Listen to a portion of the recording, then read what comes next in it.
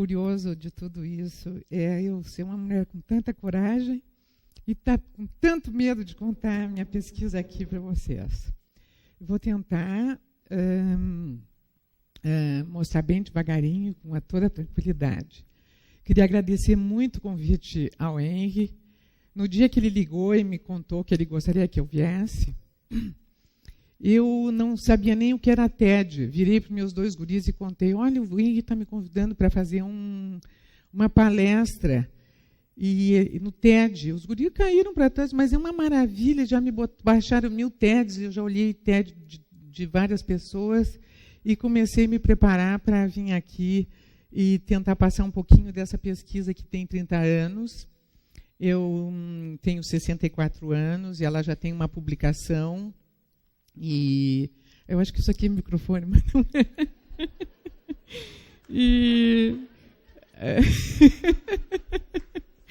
Mas então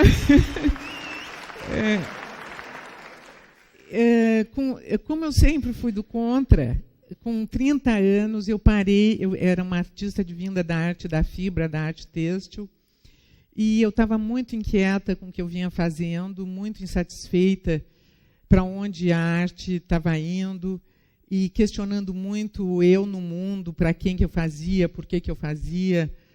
E me encontrei, por acaso, com um grande amigo, um velho amigo que já morreu, um bruxo, um mestre, um autodidata, que se chama Zanini Caldas. E ele me disse, olha, Heloísa, crise existencial se cura na floresta. Vamos para a floresta uns 10 dias, tu vai ver como tu volta de lá curada. Bom, aí fomos por 10 dias para a Imperatriz, para o quilômetro 0 da Transamazônica, onde lá nessa região da mata estão aquelas grandes árvores, as árvores que são as verdadeiras catedrais. 10 pessoas abraçam aquela enorme árvore, e a gente daqui, que não tem esse conhecimento, imagina que quando ela cai, ela derruba várias outras árvores, e realmente isso foi em 84, e até hoje eu tenho voltado à floresta amazônica pelo Pará, por Manaus, e continua a mesma coisa. Eu cheguei lá, eu fiquei muito impactada, porque depois que cai a árvore, ela detona algumas outras, e o filé eles recolhem e o resto eles queimam para fazer campo. E o Zanini, que vocês devem conhecer, é um arquiteto que fez muitas casas no Rio, na Joatinga, aquelas casas com reaproveitamento, sempre reaproveitando o material da floresta. Ele catava essas katanas e essas sobras. As katanas são aquelas... é aqui, assim. Não, isso aqui eu não entendo bem. Ali, aquilo, ó. E ele trazia para fazer mesas, móveis, escadas. E então, enquanto ele catava isso para fazer o arquitetar dele, como ele chamava, eu catava sementes, catava cascas, catava cipós, para ver se o meu trabalho enveredava por esse lado. Como nós enchemos um caminhão e Imperatriz é muito longe, chegou depois de 2 meses aquele caminhão, e eu aí abri tudo aquilo, já tinha alguma coisa embolorada, e de repente eu entendi que não era nada daquilo que eu queria trabalhar, fiz uma grande fogueira, queimei tudo e não me interessou aquilo. E o que me interessou foi exatamente o que está dentro da árvore, que são os anéis de crescimento. Nós todos sabemos que a árvore cresce, o inverno é esse escurinho, o verão é esse que se expande. E o que me interessou foi isso. Eu botei o nome dessa pesquisa de topomorfose, porque topo é entranha, é topos, entranhas. E o que me interessou foi, então, cortar longitudinal o topo, né, o corte da árvore, e eleger um quadrado para começar a minha pesquisa. Assim como eu poderia, uma pesquisa visual, eu poderia ter sentado e começado um livro. Então, isso durou 2 anos, eu pesquisando todas as possibilidades que esses veios me ofereciam. Então, isso aqui, para relembrar, é o inverno, isso é o verão, isso é bem mole. Aí comecei a combinar com esses quadrados os veios da madeira e obtive muitos padrões. ora, esses, mais ou menos eu tenho de padronagem matriz umas 4.000 que eu levantei. E aí, depois que eu fiz todo esse estudo de combinação dos veios com as matrizes e os carimbos, porque isso aqui eu me dei conta depois que eu dando um jato de areia, comia a parte mole e eu tinha na minha mão um carimbo. Eu viajei, porque no projeto que eu montei, contemplava uma viagem para visitar alguns estúdios na Europa.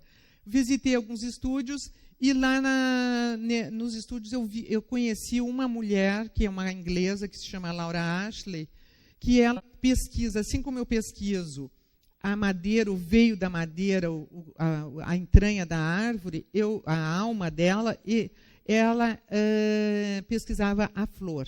Então, no espaço dela, tinha o papel de parede, cartões, papel de carta, louça, e eu fiquei fascinada, entendi que eu tinha a minha pesquisa na mão, era só voltar e começar a aplicar.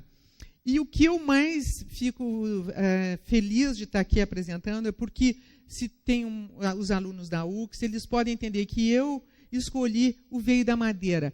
A Laura, a flor, e nós temos infinidades de ícones para eleger e fazer a nossa história, cada um a sua história. Bom, aqui eu apresentei nessa galeria toda a pesquisa, aqui eram 12 métodos de possibilidades de combinação dos veios, aqui algumas matrizes, e indo na volta, então eu já entendi que com o carimbo eu poderia sair aplicando em suportes possíveis. Os suportes possíveis eram papel, papelaria, fiz uma linha de papelaria, uma linha que se tornou cadernos, agendas. Na época eu vendia, que isso já era em 1990, foi o boom da personal paper. Então, depois eu lancei uma linha de louça, que de 2 em 2 anos eu forneço para a Tok-Stock. E cada ano é uma estampa. E uma linha também de têxtil, de manta e tapete de chão. Trabalhei muito para arte nativa aplicada, porque essa relação desse desenho ele tem muito de nativo.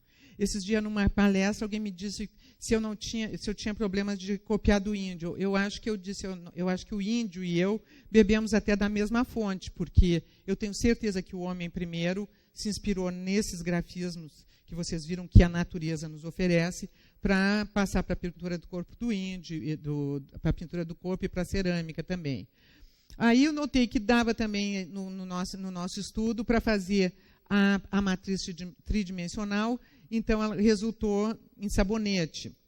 E assim fomos indo até que eu tenho 2 filhos, um é surfista, e que ele vislumbrou com esse patrimônio que nós temos no Croco Studio, que é a pesquisa, transpor para uma linha de pranchas, que hoje elas ganharam o prêmio IFE, é o maior prêmio de excelência do mundo, que é dado pela Alemanha, e ele fez uma série de pranchas, de 12 pranchas, com a série limitada, em tiragens de 3, de 5 e de 10. Uma, o Museu de Arte do Rio Grande do Sul comprou, e agora outra está sendo submetida à curadoria do MoMA.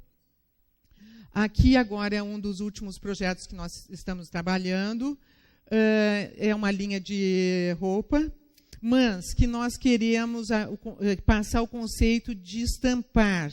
É uma confecção mineira que faz toda a roupa para o grupo Corpo. Então, vocês podem ver como tem essa questão da impressão da segunda pele, e que é uma coisa que nos interessa. Aqui, como eu tenho outro filho, é chefe, ele não ia ficar para trás, né? Então, ele também está fazendo uma linha de chocolates com a mesma matriz que vocês estão vendo, e já tem lançado informalmente em alguns jantares que ele faz. Bom, essa é uma vertente do meu trabalho. Eu tenho essa outra vertente que eu vou mostrar para vocês, e se der tempo, porque aqui nós temos um relógio contra o tempo, eu ainda vou apresentar um segmento nas comunidades que a gente comentou hoje ao meio-dia. Como eu trabalho com aqueles caquinhos, todas as pessoas se sensibilizam e começam a me trazer ideias. Olha, tu poderia trabalhar, meu marido tem tem reflorestamento, tem uma florestal.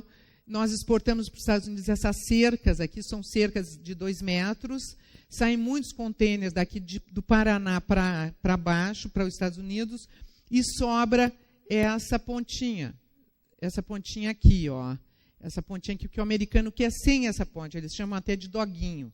Eles querem só isso aqui. Então, isso aqui vai no contêiner e isso aqui vem para o ateliê. Ela traz para o ateliê e desse reaproveitamento, desse resto, eu faço alguns painéis que já fiz muito, é uma seriação que até já se esgotou, porque eu já entrei em outra que eu vou mostrar para vocês, mas eu acho interessante ver porque elas todas se complementam.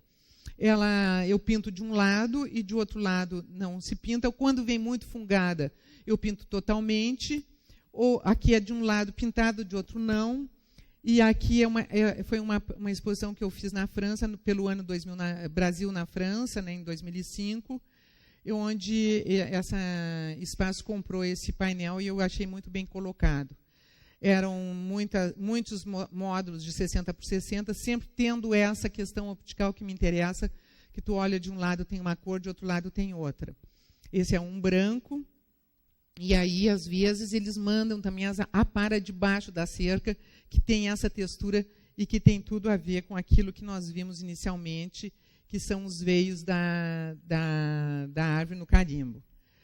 Agora, andando pelo Pampa, por uma outra questão, nós vimos as fazendas do Pampa estão sendo vendidas para reflorestamento. E a História Enzo, que foi o caso dessa, comprou e demarcou totalmente. E isso aí se chama pique, ou aramado, é uma verdadeira maravilha, é de madeira de lei, e me interessou. Estava jogado na estrada, trouxe um caminhão e comecei a trabalhar painéis. Ontem até a gente estava olhando e eu estava reparando e contando que quando o arame entra, entra nesse furinho. Quando ele, com o tempo e o vento, ele trabalha. Então, essa história da linha da vida, essa história do trabalho do tempo, essa história do reaproveitamento que é um mote no meu trabalho.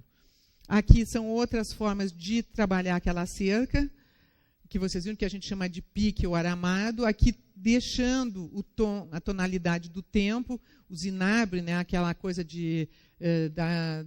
do tempo mesmo. Aqui, com tudo isso, de eu ser dessa forma, viver na natureza e conviver muito com os Zanini, eles me ensinaram muito o tempo todo, assim, viver despojada, viver sem possuir.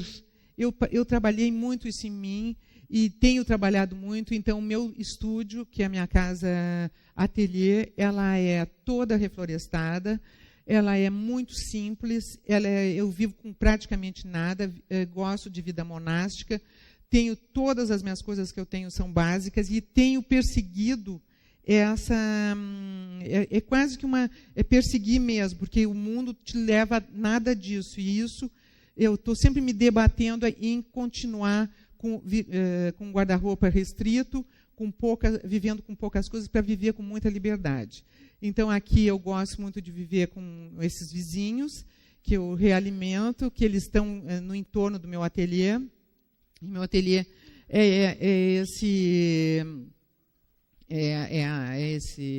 essa casinha, assim, que embaixo é o lugar onde eu trabalho, aqui é onde exponho o meu trabalho, e aqui é onde eu vivo. Ao lado, hoje, nós temos 2 containers, que um é o laboratório de cozinha de um filho, que é o que faz gastronomia, e o outro é o que faz as pranchas, que é surfista, que é o que faz imagem em movimento, que trabalha com design gráfico e imagem em movimento.